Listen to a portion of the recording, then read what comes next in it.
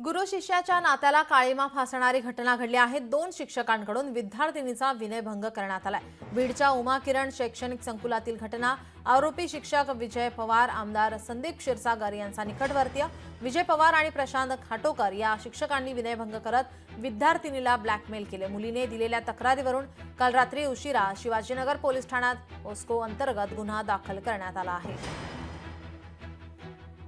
17 वर्षीय मुलीच्या याच्यावरून गुन्हा दाखल करण्यात आलेला आहे। विनयभंग आणि पोस्कोच्या विविध कलमांतर्गत गुन्हा दाखल करण्यात आलेला आहे आणि आरोपी तात्काळ अटक करण्याची प्रक्रिया चालू आहे आणि या अनुषंगाने जे काही कायदेशीर प्रक्रिया आहे ती पूर्ण करण्यात आलेली आहे।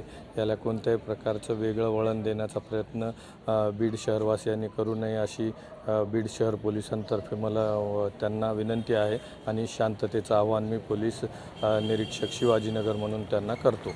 बलात्कार संबंधाने कारवाई व्हायला हवी, कारण सत्ताधाऱ्यांची तुम्ही कुणीतरी आहात म्हणून तुमच्याकडून जर अशा पद्धतीने लेकीवाळींना त्रास होत असेल, तुम्ही फक्त सत्ताधाऱ्यांशी संबंधित आहात म्हणून तुम्हाला महाराष्ट्रातल्या लेकीवाळींच्या जीवाशी अब्रूशी खेळायचं लायसन मिळत नाही आणि एरवी तुम्ही लाडका भाऊ लाडका दादा अशा जाहिरातबाजी करताय। मात्र तुमच्याच पक्षातल्या पदाधिकाऱ्यांकडून, मग तो ओंकार कदम असेल, तो प्रमोद कोंडरे असेल किंवा ते बीडचं अजून कोणी असेल, तर या सगळ्याच लोकांवर कडक कारवाई होण्याची फार गरज आहे। लोकशाही मराठी ऐका, पहा, जागरूक रहा।